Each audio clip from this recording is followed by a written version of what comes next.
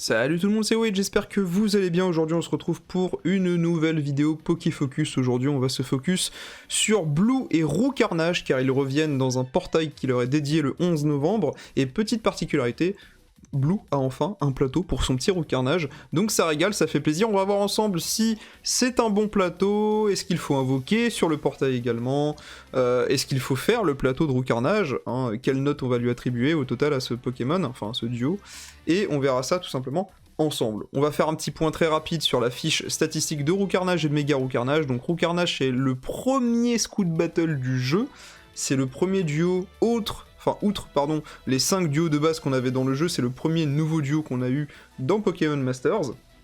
C'est assez emblématique, hein, ça a été le premier vrai nouveau portail du jeu. Au niveau des statistiques, vous allez voir que Roux Carnage est tout simplement insane sur le plan offensif, donc 530 points de vie, c'est assez basique pour un attaquant, 133 d'attaque physique, on s'en fout, c'est un attaquant spécial. Au niveau des défenses, on est à 171, qui est plutôt élevé pour un attaquant, hein. Là on se rapproche de stats défensives d'un tacticien, donc c'est vraiment cool. Même s'il n'est pas là pour ça, encore une fois. 391 d'attaque spéciale, c'est vraiment fort. Vraiment, j'insiste là-dessus, hein, c'est vraiment très fort. Et en vitesse 313, donc ça, c'est aussi très très bien. C'est une bonne vitesse. Au niveau de la méga, il va prendre un gros boost en attaque spéciale, où il va passer à 469, donc c'est complètement ridicule. Pour vous dire, hein, j'ai fait un petit comparatif, donc on est sur le site Pokékalos toujours, hein, allez, je vous mettrai la petite fiche bien évidemment de Roux Carnage dans la description. Il est à égalité avec Dracofeu en termes de stats, hein. Encore une fois, faut voir après in-game les dégâts, hein. Mais je vous dis juste sur le papier, il est en dessous de Cancrelov forcément, il est au-dessus de Mewtwo, de Dracolos, Mega Altaria et tout, donc c'est quand même pas mal. Et le Roux Carnage forme basique, il est quand même au même niveau que Dracofeu forme basique également, et il est plus, enfin il a la même attaque spé que Mega Démolos, pardon, pas Dracolos, ça n'existe pas, pas encore du moins. Donc voilà, donc c'est pour vous dire que statistiquement parlant, ce Roux Carnage est quand même très alléchant. On a envie d'invoquer rien que pour les stats, hein. Honnêtement, quand on voit des stats comme ça donne envie. Au niveau des attaques, alors, on a... faut savoir que c'est un duo, comme je le disais, c'est le premier portail du jeu qui est apparu, hein, le premier Scout Battle. Donc forcément, fallait pas s'attendre à grand chose au niveau des attaques, hein. On était sur une autre époque de Pokémon Masters, donc voilà.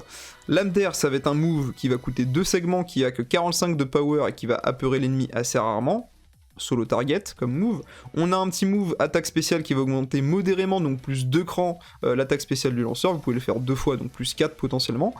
Vous avez Tranchère qui va être le move AOE, et faut le savoir que là, à l'époque, Roux Carnage était très concurrencé avec Démolos, hein. Il y avait vraiment ceux qui étaient Team Démolos et Team Roux Carnage, puis t'avais ceux qui jouaient Xatu qui avaient tout compris pour farmer, hein, parce que Xatu était le dieu au début. Il faut savoir que, voilà, Tranchère c'est une AOE V1, hein, Vanilla, donc c'est les premières AOE du jeu, donc c'est des AOE très pauvres en damage, hein, 43 de puissance c'est pas ouf, néanmoins ça avait un taux de critique élevé donc ça allait, et ça ne coûtait forcément que 2 segments, hein, de la jauge d'énergie, puisque vu la power on pouvait pas mettre 3, hein, c'est pas possible. Tout simplement, le move dresseur qui va venir buff de plus 1 l'esquive, la précision et le taux de critique, donc ça c'est plutôt pas mal. On a un petit buff, on a un buff qui est très léger mais qui va augmenter 3 stats, donc pourquoi pas, c'est plutôt intéressant. Et enfin, la capacité du duo et les talents passifs. Donc la capacité du duo, c'est vraiment une capacité qui va pas taper fort du tout, puisque encore une fois, tous les Pokémon qui peuvent méga évoluer ont une capacité duo, pardon, je vais y arriver, qui est très pauvre en termes de puissance comparé à d'autres duos comme Lugarok ou autres. Donc voilà.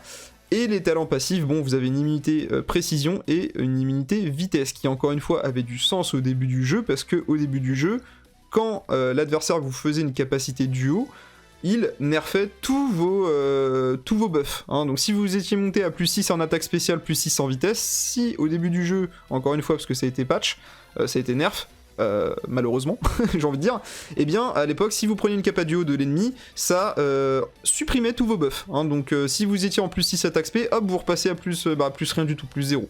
Donc c'était vraiment très relou, et donc c'était agréable d'avoir des immunités comme ça. Maintenant ça ne sert plus à rien, on va pas se mentir, hein, ça a été patch, donc ça ne sert plus à rien, c'est assez dommage.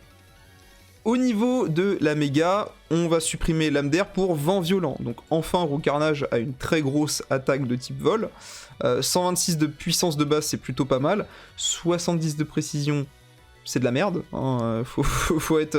voilà, hein, au bout d'un moment. Ça peut rendre l'ennemi confus, voilà, hein, faut le savoir quand même, hein, et ça n'échoue jamais quand il pleut, sauf que la pluie, c'est certainement le climat le moins joué de Masters. Très clairement, il n'y a que Béquipan qui pose la pluie, et c'est tout. Hein, donc c'est très très dommage quand même. Si je crois qu'il y a le Tortank des œufs aussi, hein, corrigez-moi, mais je crois qu'il y a le Tortank Shiny des œufs, ou le Tortank tacticien des œufs, je me rappelle plus, qui peut poser la pluie, mais encore une fois, c'est très limité, quoi. Genre, c'est pas quelque chose que tu vas faire. Donc, voilà. Donc, au niveau du plateau, bon, je vais pas présenter un plateau en 3 sur 5, ça n'a aucun intérêt, voilà, ça n'a pas de sens, très clairement. Je vais juste détailler mes choix et pourquoi je n'ai pas pris telle ou telle case, d'accord? On va faire vite. Donc au niveau de ce plateau, qu'est-ce qu'on a envie du coup quand on regarde un peu ce Roucarnage? Voilà, je vois déjà la première case la plus intéressante, précision up, puissance up. C'est tout simplement une case, c'est la plus intéressante de Roucarnage, la seule, en même temps il n'y en a pas 36 000, qui fait que plus la précision de Roucarnage est élevée, plus les dégâts de ses capacités, donc Vent Violent et compagnie, et sa capacité duo, seront puissants. Puissantes, puisque ce sont des capacités. Donc du coup, c'est une case vraiment hyper intéressante, et c'est vraiment la case pour moi centrale du build de Roucarnage qui va se tourner autour de la précision. Donc avec Roucarnage, tu vas vouloir vraiment aller chercher la précision à mort. Alors, pour moi, tu as deux solutions, d'accord? Soit tu vas chercher l'arrivée précision 1, comme ça dès que tu arrives sur le terrain, tu as déjà un petit buff en précision, ça régale. Et dans ce cas-là, tu dois à la limite supprimer le plus 20 attaque spéciale, parce qu'on avait fait des tests sur le Discord, et en fait, alors ça dépend encore une fois du ratio, mais en général, augmenter la puissance de la capacité la plus puissante du duo est plus intéressant qu'augmenter les stats pures, hein, donc l'attaque spéciale par exemple. Donc vous pouvez tenter un plateau comme ça où vous allez profiter des récup PPC x2, pour moi c'est très important les récup PPC, si vous jouez dans une team où Roucarnage n'a pas la possibilité de se setup en précision plus que ça. Faut savoir ça. Si vous jouez avec des Mélofées, des Motisma et des Alakazam, en général vous allez vouloir jouer avec eux, bon bah vous aurez pas forcément besoin de mettre de récup PPC et pourquoi pas l'enlever et prendre en effet l'attaque SP plus 20. Moi je pense que je ferais ça honnêtement si je joue avec Alakazam et Motisma, et je pense que je jouerai avec eux de toute façon, donc pas besoin en fait de ça. Après bon, je peux sortir ce même argument, pourquoi aller chercher arrivée précision 1 qui coûte 8 d'énergie alors que vous avez des Pokémon comme Mélofée, Alakazam et tout qui vont pouvoir vous setup très rapidement en précision. Vous voyez, ça n'a pas d'intérêt, mais il faut savoir que le plateau de Roucarnage est vraiment très pauvre, parce que finalement le récup jauge sur Tranchère c'est bien mignon, mais ça sert pas à grand chose, parce que vous allez l'utiliser quoi, une fois Tranchère, même pas, et ensuite vous allez Kappa Duo et passer en méga, et donc ensuite vous allez spam Vent Violent, vous n'allez plus utiliser Tranchère. Qu'est-ce que je peux faire d'autre comme critique? Bon, augmente légèrement la puissance des capacités du duo si l'ennemi est apeuré, encore une fois vous n'allez pas taper avec Lame d'air, donc Osef, cette case ne sert à rien. La case réflexe esquive, augmenter l'esquive c'est bien mignon, mais en soi ça sert à rien, c'est pas concret, nous on veut up la précision, c'est tout ce qu'on veut. Donc Osef de ces deux cases en haut, hein, vraiment deux cases qui servent à rien pour le coup. Qu'est-ce qu'on a d'autre? En bas à droite, pardon, on a la case Lame d'air tourmenteur. Alors, cette case aurait pu être bien, mais j'aurais préféré ça sur Tranchère. Parce que si on avait une AOE qui pouvait apeurer, ça aurait été vraiment cool pour Roucarnage. On aurait même pu en faire un petit peu un côté tacticien, tu vois, ça aurait été stylé, tu vois. Mais là, Lame d'air, c'est le move qui disparaît en méga, et tu vas avoir envie de rush la méga avec Roucarnage, c'est comme des molos. Donc au final, Lame d'air, on s'en fout, pas besoin de s'y attarder, hein. Et le pire, c'est que tu peux même pas faire un build assez fun, entre guillemets, comme Demolos avec son build de morsure, qui peut être vraiment cool à jouer. Tu peux pas faire ça avec Roucarnage, donc je trouve ça vraiment nul à chier, honnêtement. Donc pareil, cette case, tu vas pas la prendre. Tu vas pas prendre les cases de Vent Violent précision plus 10, parce que tu vas tellement te buff en précision que ton Roucarnage va jamais miss ses Vents Violents, même si Vent Violent a 70 de précision de base. Donc au final, les cases de Vent Violent qui coûtent 6 et 6 ne servent à rien, donc tu vas pas les prendre non plus. Bon, comme je l'ai dit, la case de récup PPC, pour moi, ça peut être intéressant d'en garder au moins une, hein, très clairement. Après, ça dépend avec quel duo vous entourez Roucarnage. Ça peut être intéressant. Cette case-là, c'est la case centrale du build de Roucarnage. Les cases de Kappa Duo, pourquoi je trouve que ça sert à rien? Parce que de base, Roucarnage a une puissance de Kappa Duo qui est ridicule, 160 c'est nul à chier, donc augmenter de 50 au total, puisque c'est à chaque fois plus 25, les dégâts de la Kappa Duo, ça va pas changer grand chose en fait, et vous allez juste perdre 10 d'énergie je trouve.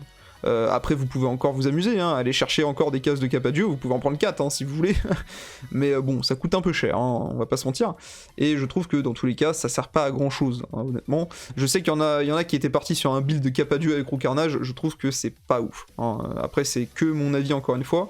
Donc voilà, donc pour moi vous avez plusieurs possibilités, mais en même temps vous êtes assez restreint, c'est-à-dire que si vous jouez votre Roucarnage avec Alakazam qui va venir buff en précision avec le move dresseur, et avec Motisma qui va également venir buff en précision, ou Melofée, hein, Melofée qui peut également buff en précision, bah finalement même l'arrivée esquive, elle est assez précision, elle est assez obsolète en fait, hein, elle est assez fausse.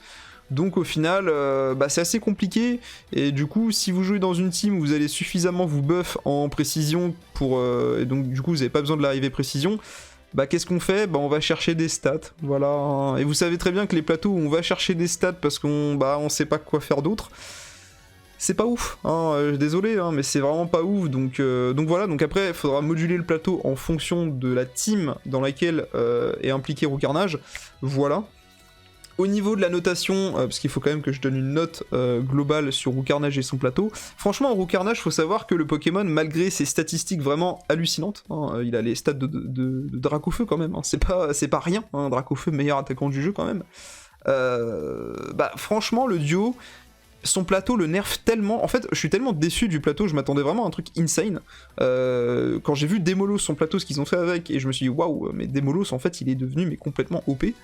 Et Roucarnage, on s'attendait à ça aussi, parce qu'ils étaient vraiment très concurrents à l'époque, hein. C'était un peu une question de savoir qui était le meilleur farmer entre les deux, parce que les deux avaient exactement le même kit, hein, entre guillemets, hein, une petite AOE, et ensuite, quand ils passaient en méga, ils avaient une grosse attaque, donc Vibre Obscur pour Démolos et Vent Violent pour Roucarnage, mais au final, le plateau de Roucarnage est très décevant, voilà, donc au niveau de la note, je pense que la note globale du duo, hein, en comptant le plateau et les stats, le kit, etc., bah je peux pas mettre plus de 6.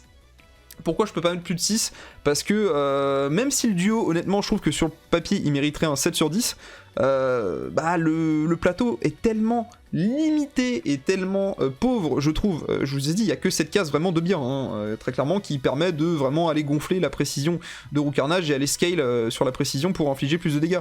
Mais il y a rien, je veux dire, toutes les autres cases servent à rien en fait. Toutes les autres cases ne servent à rien. Je veux dire, les deux cases duo servent à que chi, Lame d'air tourmenteur ça sert à rien. Donc du coup, bah, je peux pas mettre plus de 6 sur 10. Je veux dire, comparé à Altaria, qui est sorti récemment, certes ça n'a rien à voir, c'est un dragon, mais vous pouvez... Altaria il se joue de plein de façons différentes. Roucarnage c'est un attaquant, point barre. Altaria c'est un tacticien, mais il peut se jouer en attaquant, il peut se jouer en support, il peut se jouer en plein de trucs, tu vois. Donc du coup, enfin voilà, si je mets un 7 sur 10 à Altaria, je peux pas mettre plus de 6,5 à Roucarnage, c'est impossible. Encore une fois, ça veut pas dire qu'il va être mauvais, attention, hein, je le dis à chaque fois dans mes vidéos, mais ça veut pas dire que quand je donne un 6 sur 10 à un duo, ça veut dire qu'il pue sa mère, pas du tout. 6 sur 10 c'est plutôt une note correcte, hein, c'est au-dessus de la moyenne, mais je peux pas mettre plus, tout simplement parce que le plateau est décevant, vraiment, Dena, je suis très déçu par le plateau, donc désolé si jamais vous avez entendu une petite vibration, c'était mon téléphone, mais voilà, donc je suis très déçu du plateau, donc je donne 6 sur 10 à Roucarnage, je suis peut-être un peu trop strict, mais voilà, quand on passe derrière Pyrax, je suis désolé, ça fait mal, enfin je veux dire Pyrax, et pourtant Pyrax n'a pas un plateau de ouf, faut savoir ça, hein. Pyrax je lui ai mis 9 sur 10, mais il a un plateau qui est vraiment bof, hein, c'est pas non plus insane, mais le duo est tellement pété, je veux dire, enfin, il a pas les stats de Roucarnage, mais il a un kit qui est tellement insane et complet, qu'au final, tu peux pas lui mettre moins, tu vois. Roucarnage, c'est différent, quoi, tu vois, il se buff pas aussi rapidement, il se setup pas aussi rapidement qu'un Pyrax, hein, ou qu'un Dracofeu, donc forcément il perd en intérêt, je trouve. Donc voilà, donc je lui mettrai 6, 6,5 sur 10, je sais pas encore, je vais vérifier, hein, vous aurez de manière la note en description, checkez-la. Vous, n'hésitez pas à me mettre dans les commentaires ce que vous pensez de Roucarnage et du plateau, n'hésitez pas également à lâcher un pouce bleu, à vous abonner à la chaîne si c'est pas déjà fait bien évidemment, et faut-il invoquer sur Roucarnage? Bien évidemment, non, n'invoquez pas sur Roucarnage, attendez le double fest de Cynthia et de Pierre Rochard qui arrive le 23 novembre, ou invoquez à la rigueur sur Pyrax, mais faites attention à vos diamants, puisque les fêtes de fin d'année approchent à grands pas, donc il faut commencer à stack ses diamants, et ce très rapidement. Voilà, c'était tout pour moi les amis, c'était tout pour cette petite vidéo Poké Focus sur Roucarnage, je vous dis à la prochaine pour une prochaine vidéo, à plus tout le monde.